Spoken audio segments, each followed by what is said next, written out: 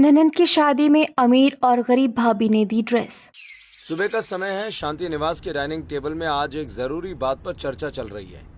सीमा जी, हितेश जी और हितेश जी की माँ चंदा जी सभी डाइनिंग टेबल पर बैठे हुए हैं। साथ में हितेश जी के दोनों बेटे रमन और राहुल भी बैठे हुए हैं और बेटी पायल भी। घर की दोनों बड़ी बहुएं नेहा और छोटी बहू मन्नत दोनों डाइनिंग टेबल की कुर्सियों के बगल में खड़ी हुई हैं। तभी सीमा जी बोलती हैं, हे भगवान, बस कुछ दिन और बचे हैं और हमारी पायल बिटिया की शादी हो जाएगी और वो हमेशा के लिए इस घर को छोड़कर चली जाएगी। हाँ, तो तू क्या चाहती है? अपनी बेटी को जिंदगी भर यही रखेगी? हे भगवान, इन्हें तो बस किसी तरह मेरी टांग खींचने का मौका चाहिए। पर माँ, अभी मेरी ड्रेस का क्या हुआ? कुछ समझ नहीं आ रहा। हल्दी होगी, मेहंदी होगी, इतने फंक्शंस होंगे, इन सब के ड्रेस कब बनेंगे? अरे चिंता मत करो, सब कुछ हो जाएगा। बस तुम अपने ऊपर ध्यान दो, तुम्हारी शादी है। तुम इतना स्ट्रेस लोगी तो तुम अच्छी नहीं लगोगी शादी के दिन। अरे यार, जब डिजाइनर भाभी घर पर है तो तुम्हें कपड़ों की चिंता करने की जरूरत ही नहीं है। मैं तुम्हारे लिए कपड़े बनवा दूंगी, तुम चिंता मत करो। मुझे बहुत पहले से इसका एक्सपीरियंस है। मैंने अपने और अपनी बहन की शादी में भी बहुत कपड़े बनवाए हैं, तो मैं आजकल के फैशनेबल कपड़े बनवाऊंगी। हाँ और क्या, मेरी बहू तो पहले से ही अमीर है, इसको किसी चीज की कमी नहीं है। अरे बेटा पायल, तू ना इसी से कपड़े बनवा ले, देखना बहुत अच्छे बनाएगी। अरे भाई, अमीर है ये, इसको अच्छी समझ होगी कपड़ों की। वैसे मैंने भी शादी में खुद से ही कपड़े बनाए थे। मुझे भी कपड़े सिलना और बनाना आता है। उफ, आ गई करमजली अपना प्रचार करने। अरे तू चौल छाप गरीब, तुझे क्या पता कपड़ों के बारे में? तू तो वही भिखारी वाले कपड़े पहनती होगी। पता नहीं मेरे बेटे को तुझ पर क्या नजर आया जो तुझसे प्यार कर लिया और तुझसे शादी कर ली। ये लव मैरिज नाम से ही मुझे बहुत बुरी लगती है। अरे मम्मी जी, रहने दीजिए ना, क्यों बेइज्जती कर रही है? अगर इसका इतना ही मन है अपनी ननंद के लिए कपड़े बनाने का तो बना ले।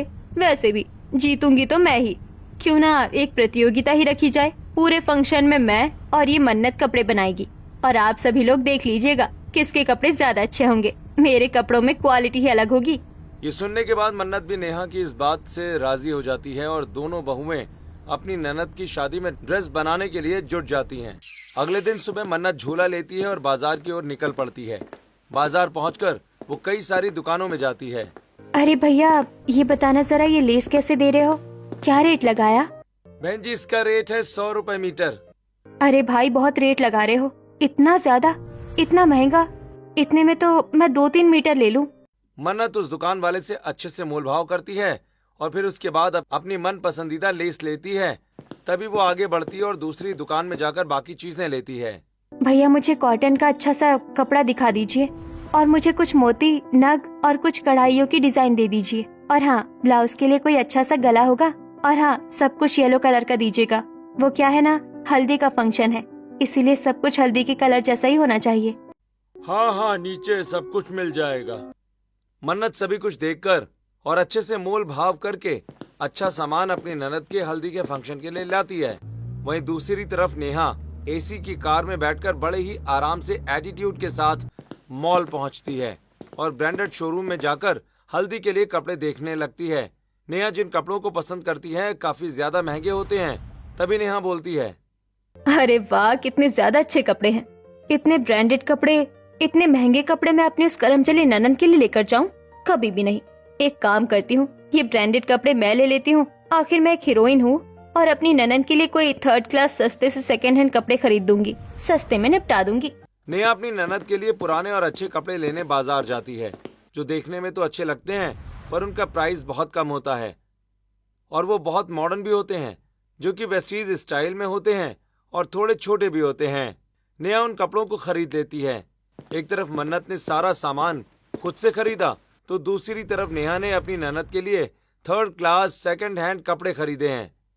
दूसरी तरफ सीमा जी अपने घर में अपने बेटों से बोलती हैं, अरे रमन और राहुल, सुनो, आ गई वो। कौन? तुम लोगों को क्या हुआ? पता नहीं इनको क्या मिलता है, अब यहाँ आएंगे और 10 बातें सुनाएंगे। अरे माँ, आप इतना ज्यादा क्यों चिढ़ते हो बुआ जी से? अरे शादी है तो आना ही होगा। अब क्या करे बेटा, तुम्हारी बुआ की हरकतें ऐसी हैं। पर ये सब छोड़ो, जाओ, वो बस स्टैंड में तुम्हारे इंतजार कर रही होगी। अगर तुम टाइम पर नहीं पहुँचे तो फिर चिल्लाएंगे। रमन और राहुल सीमा के कहने पर बस स्टैंड जाते हैं। बस स्टैंड जाते ही कानपुर वाली बस के पास बुआ जी मिलती हैं। हे भगवान, मैं यहाँ पर पिछले आधे घंटे से खड़ी हुई हूँ, कोई नहीं आया मुझे लेने, और अब तुम लोग आ रहे हो। धूप देखो कितनी तेज है, क्या बताऊँ। चलो जल्दी मेरा बैग उठाओ। बुआ जी प्रणाम। हाँ हाँ, प्रणाम प्रणाम। अब घर भी चलो, यही रखने का इरादा है क्या? दामिनी अपने दोनों भतीजों के साथ घर आती है। दूसरी तरफ मन्नत और नेहा भी कपड़ों का सारा सामान खरीद कर घर आती हैं। दामिनी जी घर के अंदर आती हैं, तभी सीमा उनके पैर छूती है। पायल लागू दीदी, कैसी है आप? कोई तकलीफ तो नहीं हुई ना आने में?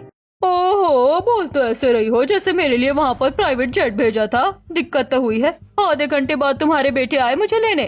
धूप में एकदम पागल हो गई थी खड़े खड़े। वैसे तुम्हारी दोनों बहुएं कहाँ है, दिख नहीं रही। और हितेश कहाँ है? तभी हितेश जी, पायल और मन्नत और नेहा भी हॉल में पहुँचते हैं। अरे नमस्ते दामिनी दीदी, कैसी हैं आप? दरअसल मुझे बहुत काम था, इस वजह से मैं आपको लेने नहीं आ पाया। हाँ चलो चलो, ज्यादा सफाई देने की जरूरत नहीं है। बुआ जी, आपका स्वागत है। सभी दामिनी जी के पैर छूकर उनका स्वागत करते हैं, पर नेहा उनके पैर नहीं छूती। तभी दामिनी जी गुस्सा होते हुए बोलती हैं, वैसे सीमा, जैसे तू है वैसे ही तेरी ये बड़ी बहू भी है। देखो तो, सबने मेरे पैर छुए पर इसने नहीं। वैसे ये सब छोड़ो, राहुल और रमन ने मुझे ये बताया है कि इस बार पायल की शादी और शादी के सारे फंक्शन के ड्रेस ये दोनों बहू ही बनाएंगे। एक बहू ने तो बस ऐसे ही बोल दिया, इसका क्या ही फैशन सेंस। ये मेरी बड़ी बहू नेहा, ये बहुत अच्छे कपड़े बनाती है। इस बार हमारी पायल के लिए भी यही कपड़े बनाएगी। हाँ, ये तो वक्त ही बताएगा कि कौन ज्यादा अच्छे कपड़े बनाता है। कुछ ही देर के बाद मन्नत अपने कमरे में चली जाती है। वहाँ पर सिलाई मशीन में वो कपड़े सिलना शुरू करती है। एक काम करती हूँ, जितना काम मशीन से हो जाएगा अब कर दूंगी, बाकी मैं हाथों से भी कर लूंगी। और नक चिपकाना, मोती लगाना, ये सारी चीज तो मुझे अपने हाथ से ही करनी होगी। मन्नत ये सारा काम कर ही रही होती है कि तभी वहाँ पर सीमा और नेहा आ जाती हैं। अरे माँ जी, नेहा भाभी, आप लोग यहाँ? हाँ, मैंने सोचा कि लाओ जरा देखा जाए कि आखिर तुम क्या कर रही हो। वैसे इतना रद्दी क्वालिटी का कपड़ा कहाँ से लेकर आई? ये कपड़े मेरी बेटी क्यों पहनेगी भला? मेरी बड़ी बहू ने नेहा तो बहुत ही महंगे और अच्छे कपड़े लेकर आई है। और क्या, तुम्हारी तरह ये रद्दी छाप और चौल छाप कपड़े नहीं। मन्नत उनकी बातों का कोई जवाब नहीं देती है। अगले दिन हल्दी का फंक्शन था। घर में काफी चहल पहल थी। घर में आज एक अलग सी रौनक छाई हुई थी। तभी दामिनी जी चलते हुए सभी को बोल रही थी, हे भगवान सीमा, तुम ये क्या कर रही हो? तुमने अभी तक ये झालरों को सही से लगवाया नहीं। अरे देखो तो किस तरह की झालर है ये, कभी जल रही है कभी बुझ रही है। इसको सही करवाओ जल्दी। हाँ दीदी, करवा रही हूँ। अरे हितेश, तुमने इन फूलों को देखा? अरे कम से कम फूल तो ताजे और अच्छे लगाते। दामिनी जी ऐसे ही सब पर चिल्ला रही थी कि थोड़ी देर बाद दामिनी जी पायल के कमरे में जाती हैं। अरे पायल बेटा, अभी तक तू तैयार नहीं हुई है, तेरे कपड़े कहाँ है? अभी तक मुझे कपड़े नहीं मिले और डिसाइड नहीं हुआ है कि मुझे कौन सी भाभी के बनाए हुए कपड़े पहनने हैं। नेहा भाभी के पहनूं या फिर मन्नत भाभी के? तो मतलब अभी तक इस चीज के बारे में भी नहीं पता चला कि कपड़े कौन से पहनने हैं? हे भगवान, पता नहीं ये कैसे होगा। सीमा कैसे संभालेगी ये सब? अच्छा हुआ मैं यहाँ आ गई। तभी सीमा वहाँ पर आती है और दामिनी से कहती है, अरे आप बिल्कुल चिंता मत करिए, मैंने बोला था ना कि नेहा ने ड्रेस बना लिया है, वो पहन कर आ जाएगी। आप उसकी चिंता मत करिए, बाहर मेहमान आ गए हैं, बस हल्दी का फंक्शन शुरू होने वाला है। सीमा की बात सुनकर दामिनी वहाँ से चली जाती है। सीमा नेहा का खरीदा हुआ ड्रेस पायल को देती है। पायल उस ड्रेस को पहनकर बाहर आती है और अपनी माँ से कहती है, हे भगवान, माँ ये ड्रेस कुछ ज्यादा अजीब सा लग रहा है, कितना छोटा सा है। ओफो, तो अब क्या तू भी मन्नत की तरह हो गई? तुझे नहीं पता आजकल का फैशन? अरे नेहा बहुत ज्यादा जानती है इन सब के बारे में। अमीर लड़की है, उसने कपड़े खरीदे हैं, 50-60 हजार से कम नहीं होगा ये। पर कहीं बुआ जी या दादी कुछ कहे ना। अरे उनका तो काम ही है बस हर बात में मुझे ताने कसने का। तू वो सब छोड़ और बाहर चल। सीमा अपनी बेटी पायल को लेकर बाहर गार्डन में जाती है, जहाँ पर हल्दी का फंक्शन चल रहा था। पायल जैसे ही जाकर स्टेज पर बैठती है, तभी सभी की आंखें फटी रह जाती हैं। हे भगवान, बताओ आजकल के बच्चों में तो बिल्कुल शर्म ही नहीं रही है। इतने छोटे कपड़े पहने हुए हैं और बच्चे हैं, परिवार है, थोड़ा शर्म करना चाहिए। अब जब बड़े मना ही नहीं करेंगे तो बच्चे तो ऐसा करेंगे ही। मुझे नहीं लगता कि इनके घर में कोई ऐसा होगा जो इनके ऊपर रोक टोक करता होगा। तभी तो देखो लड़की ऐसी अपनी मनमानियाँ करती है। पास खड़ी दामिनी जी आस पड़ोस की औरतों की ये बातें सुनकर गुस्से से लाल हो जाती हैं और स्टेज में जाकर अपनी भतीजी पायल का हाथ थामती हैं और उन्हें घर के अंदर ले जाती हैं। ये देखकर सीमा, नेहा, मन्नत सभी घर के अंदर आ जाते हैं। तभी घर के अंदर जाकर दामिनी जी सबके ऊपर चिल्लाकर बोलती हैं, सीमा, क्या तू अंधी हो चुकी है? तुझे इतनी लाज शर्म नहीं है कि अपनी बेटी को तुझे पूरे समाज के सामने कैसे कपड़े पहनाना चाहिए? इतने छोटे कपड़े। अरे दीदी, ये तो आजकल का फैशन है। बस बहुत हुआ, तुम ये फैशन का नाम मेरे सामने मत लेना। अरे फैशन के नाम पर क्या इतने छोटे कपड़े पहनेगी ये? मुझे समझ नहीं आ रहा, तुम्हें शर्म नहीं आती पूरे समाज के सामने अपनी बेटी को इस तरीके के कपड़े पहनाने में? और तुम नेहा बहू, दिमाग तुम्हारा सही है? अरे तुम होगी अपनी सास की तरह बोल्ड और फैशनेबल, पर मेरी भतीजी को तुम अपने जैसा मत बनाना। मेरे पास एक तरीका है बुआ जी, मैंने भी एक ड्रेस बनाई थी। अगर आप कहे तो मैं आपको वो ड्रेस दिखाऊं? अगर आपको वो सही लगे तो हम ननन जी को वही पहना देंगे, क्योंकि अब हमारे पास वक्त कम है और बाहर मेहमान इंतजार कर रहे हैं। हाँ बहू, तू उस ड्रेस को लाकर दिखा। मन्नत अपने कमरे में जाती है और अपनी ननद के लिए बनाया हुआ ड्रेस लाकर दामिनी जी को दिखाती है। ड्रेस देखकर दामिनी जी बोलती हैं, अरे वाह, ये देख सीमा, तुम्हारी छोटी बहू ने कितना प्यारा ड्रेस बनाया है। अरे ये होते हैं संस्कारी ड्रेस, इसके साथ दुपट्टा भी है, कितना अच्छा लग रहा है। बेटा पायल, तू इसको पहन के आ। पता नहीं कैसी है तुम्हारी माँ और कैसी है तुम्हारी बड़ी भाभी, दोनों एक मिट्टी की बनी हुई है। दामिनी जी वहाँ से चली जाती हैं और पायल ड्रेस बदलने चली जाती है। मन्नत, तू ये मत सोच लेना कि तू इस बार जीत गई है। वो तो बुआ जी की सोच थोड़ी अलग है और इनको संस्कारी चीज पसंद है। अगर मुझे ये चीज पता होती तो मैं तुमसे ज्यादा अच्छे कपड़े लाती। अरे छोड़ने हा बहू, इस कलमुही के मुंह मत लग। बस मजबूरी है, इस वजह से इसका ड्रेस यूज कर रहे हैं, वरना क्या औकात है तेरे इस 2 रुपए की ड्रेस की। सीमा और नेहा वहाँ से चली जाती हैं। मन्नत शांत रहती है और किसी की भी बात का बुरा मानकर उन्हें उल्टा जवाब नहीं देती है। पायल तैयार होकर बाहर आती है। मन्नत पायल को लेकर बाहर आती है और उसे स्टेज में ले जाकर बैठा देती है। पायल दोबारा आती है तो अब पड़ोस के लोग और मेहमान काफी खुश होते हैं। इस बार उसका ड्रेस बहुत अच्छा लग रहा था, जो कि एक सिंपल सोबर सा था, जिसमें पायल की सादगी साफ झलक रही थी। सभी बारी बारी पायल को हल्दी लगाते हैं और हल्दी की रस्म पूरी होती है। चलो भगवान का शुक्र है कि हल्दी की रस्म पूरी हो गई। सही कहा दामिनी दीदी, अगर आप नहीं होती ना तो शायद ये काम हो ही नहीं पाता। आज तो समाज के सामने हमारी इज्जत लुटते लुटते बच गई। पता नहीं ये सीमा बहू ने अपनी बेटी को क्या पहना दिया था पहले। नेहा ने जो ड्रेस बनाया था उसको पहना दिया था, जैसी बहू वैसी सास। वो तो भगवान का शुक्र था कि मन्नत बहू ने अच्छा सा ड्रेस बनाकर रखा हुआ था। बहू तेरा बहुत बहुत शुक्रिया। अगले दिन सीमा और नेहा कमरे में खड़े हुए आपस में बात कर रही थीं। देख बहू, इस बात का ध्यान रखना कि बुआ जी थोड़ा पुराने ख्याल की है, इसीलिए इस बार मेहंदी के कपड़े थोड़ा फुल बनाना, मतलब कि ज्यादा छोटे ना हो, जैसे तुमने हल्दी में बनाए थे। हाँ ठीक है, मैं समझ गई।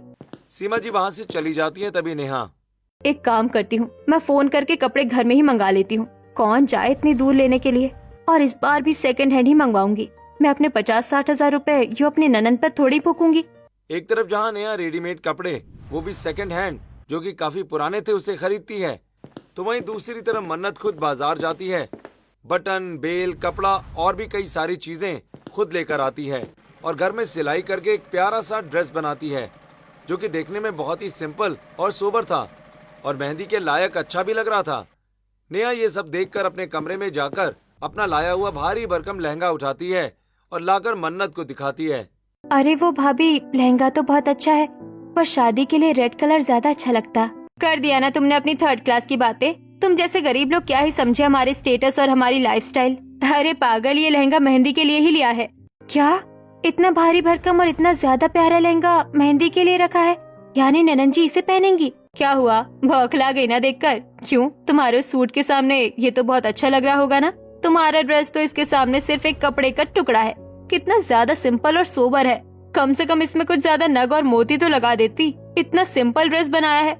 सही बताओ नेहा भाभी, तो ये सही नहीं है। ये इतना भारी ड्रेस है और मेहंदी में बार बार उठना बैठना, हाथ में और पैर की हर जगह मेहंदी लगती है, बार बार आस्तीन ऊपर करनी पड़ेगी, तो ये तो सही नहीं है। तू तो बस चाहती है ही मेरा काम कभी नहीं बने। इतना अच्छा ड्रेस है, अब तुझे समझ में आ गया कि मेरा फैशन ज्यादा अच्छा है, इसीलिए तू बहानेबाजी कर रही है ताकि मेरी बनाई हुई ड्रेस पायल ना पहने और तेरी बनाई हुई ड्रेस को पहने और तेरी तारीफ हो, है ना? नहीं भाभी, ऐसा कुछ भी नहीं है। नेहा ऐसा बोलकर वहाँ से चली जाती है। शाम का समय है, मेहंदी का फंक्शन होने वाला है।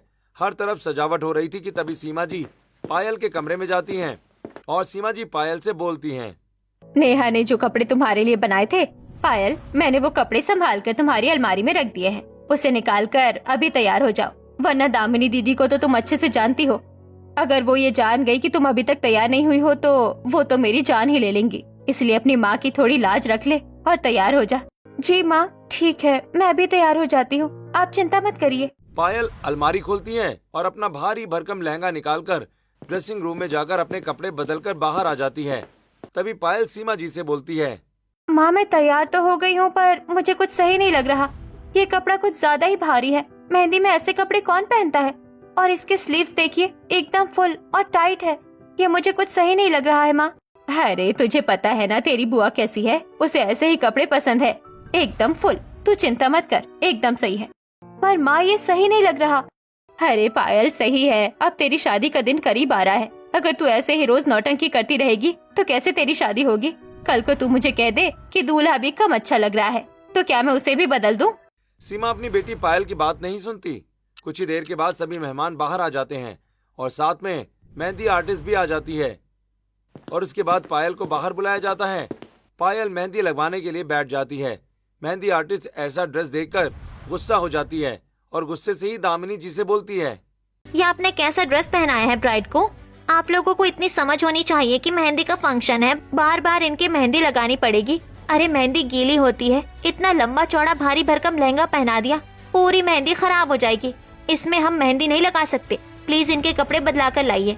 हाँ बेटा ठीक है, बात तो तुमने बिल्कुल सही की। ये कितना भारी लहंगा है, मैं अभी बदला कर लाती हूँ।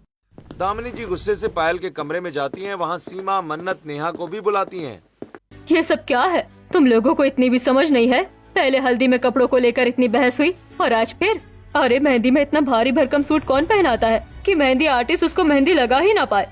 माफ कर दीजिए दीदी, मुझे नहीं पता था। वो तो नेहा बहू ने इतना प्यारा ड्रेस बनाया तो मैंने पहना दिया। उफ, ये नेहा बहू और उनकी सीमा, तुम लोगों से कुछ नहीं होगा। अरे मन्नत बेटा, तुमने तो ड्रेस बनाई होगी ना?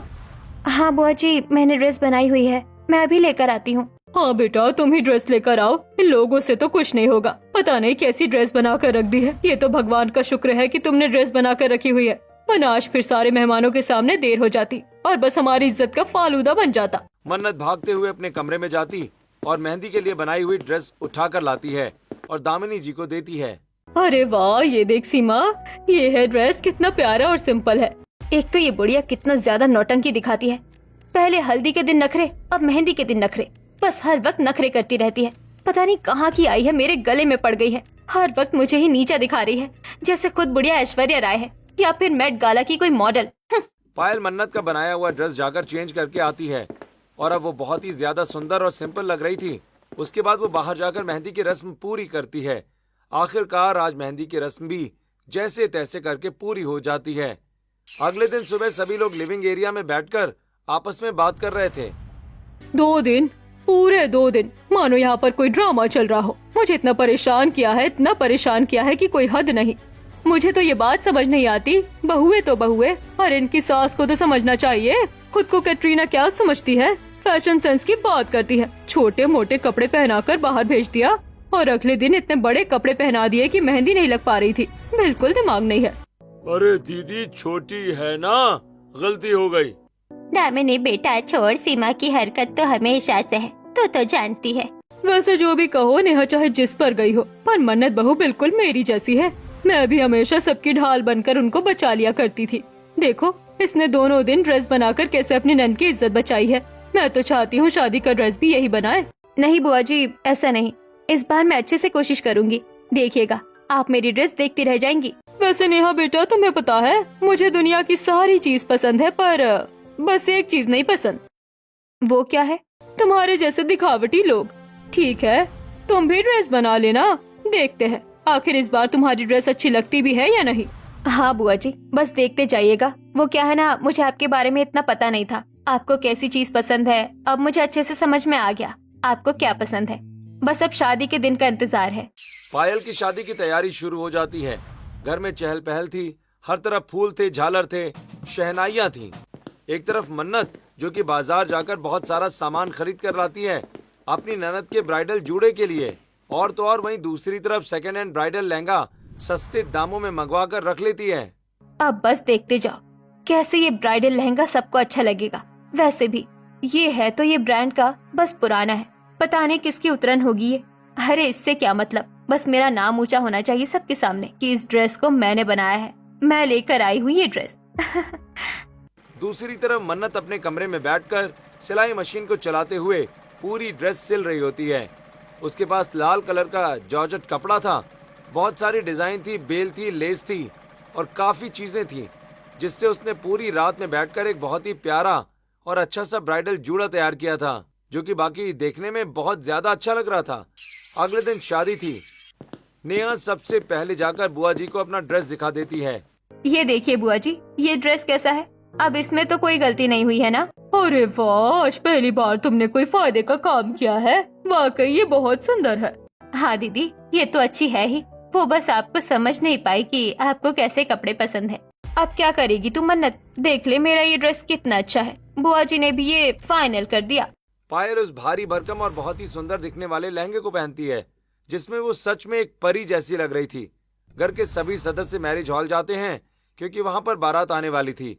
पायल मैरिज हॉल के कमरे में जाकर बैठ जाती है और घर के बाकी सदस्य हितेश जी, चंदा जी, दामिनी जी और बाकी सभी लोग बाहर थे, जो कि बारात का स्वागत कर रहे थे।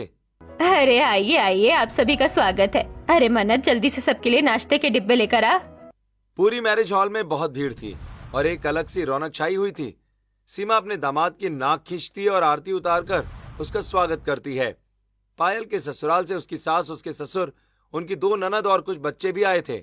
साथ में काफी रिश्तेदार भी आए हुए थे। तभी पायल की बड़ी ननद गोपी कुछ अनकंफर्टेबल फील करती है, इसीलिए वो सीमा जी से बोलती है। अरे आंटी जी, जरा एक बात सुनिए। हाँ बेटा, बताओ क्या हुआ? वो दरअसल मुझे थोड़ा अनकंफर्टेबल फील हो रहा था। काफी लंबा सफर था। क्या मैं वॉशरूम यूज कर सकती हूँ? कहाँ पर है वॉशरूम? बेटा, कुछ वॉशरूम तो यहाँ नीचे है, पर शायद उसमें भीड़ है। तुम एक काम करो, मेरे साथ ऊपर चलो। वैसे भी हम घर के सभी लोग ऊपर जा रहे हैं, क्योंकि अभी पायल को भी नीचे लेकर आना था, तो साथ में तुम भी चलो। वहाँ पर साफ वॉशरूम है, यूज कर लेना। गोपी सीमा के साथ पायल के कमरे का वॉशरूम यूज करने के लिए चली जाती है। दूसरी तरफ से चंदा जी, हितेश जी, मन्नत, नेहा और सीमा जी सभी ऊपर आने वाले होते हैं। गोपी कुछ देर के बाद वॉशरूम यूज करके जैसे ही बाहर आती है तो देखती है कि एक लड़की पीठ करके बैठी हुई है। तभी गोपी का ध्यान उसके ब्राइडल जोड़े पर जाता है। अरे वाह, ये कौन है? इतना प्यारा ड्रेस पहना हुआ है। ऐसा क्यों लग रहा है जैसे मैंने ये ड्रेस कहीं पर देखी है? गोपी काफी देर तक अपने दिमाग में जोर डालती है, तभी उसे याद आता है। अरे हाँ, ये तो हमारी कंपनी का ही ड्रेस है। ये तो कब का खत्म हो गया, इसका तो फैशन भी चला गया। तभी गोपी पायल के कमरे के बाहर जाने वाली होती है कि तभी वहाँ पर सीमा जाकर पायल का नाम पुकार देती है। अरे पायल बेटी, चल, सभी नीचे तेरा इंतजार कर रहे हैं। क्या पायल? गोपी पीछे मुड़कर देखती है तो वो पायल थी, जो कि इस जोड़े में बैठे हुई थी। तभी पायल हैरान होकर हड़बड़ाते हुए बोलती है। आंटी जी, आपने अपनी बेटी को क्या पहनाया है? अरे बेटा, शादी के कपड़े हैं और क्या। इतनी देर में घर के बाकी सदस्य भी आ जाते हैं। अरे सीमा, इतनी देर क्यों हो रही है बेटी को लाने में? नीचे सब इंतजार कर रहे हैं। रुकिए बुआ जी, अभी पायल नीचे नहीं आ सकती। क्यों? क्या हो गया बेटा, कोई दिक्कत? सीमा, तुझे कुछ बोला क्या? देखिए आप सभी लोग सुनिए ध्यान से, पायल नीचे इन कपड़ों में नहीं जा सकती। अरे बेटा, ज्यादा वक्त नहीं है हमारे पास। क्या कह रही है तू? दादी, मैं जो कह रही हूँ वो सही कह रही हूँ। अब मुझे नहीं पता आप लोगों ने ये कपड़े कहाँ से लिए हैं, पर हमारी खुद की एक ब्रांडेड शॉप, वहाँ पर ऐसा ही सेम जोड़ा 2.5-3 साल पहले बिका था, जो कि मैंने ऑर्डर देके बनवाया था। ऐसे कपड़े सिर्फ हमारे ही शॉप पे बनते हैं, और ये वही 3 साल पुराना ड्रेस है। और इस ड्रेस के बारे में हमारी पूरी फैमिली को पता है। पर ये कपड़े तो नेहा बहू ने अपनी पसंद से बनवाए हैं। देखिए, मुझे बोलने में बिल्कुल अच्छा नहीं लग रहा, पर हाँ, हो सकता है आपकी बहू ने आपसे झूठ बोला है।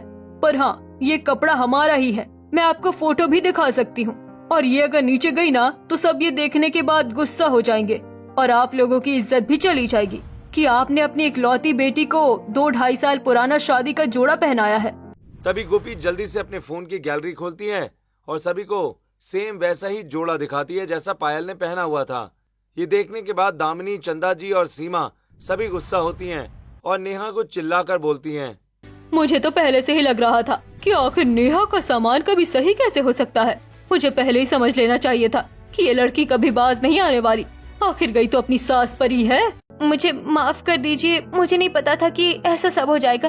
मैंने तो ये कपड़े सेकेंड हैंड खरीदे, वो भी बहुत सस्ते में। अगर मुझे पता होता कि पायल के ससुराल वाले इसी कपड़े को बनाते हैं तो मैं कभी नहीं खरीदती। देखिए, ये जो सब कुछ हो गया उसे हम बाद में देखेंगे, पर अभी ये बताइए कि पायल को हम क्या पहनाएं? वक्त बहुत कम है, मुहूर्त निकला जा रहा है, नीचे पंडित जी मंत्र पढ़ रहे हैं। आप सभी लोग चिंता मत करिए, मैंने ऑलरेडी एक जोड़ा बनाकर रखा है। हे भगवान, आज तुमने मेरी इज्जत बचा ली।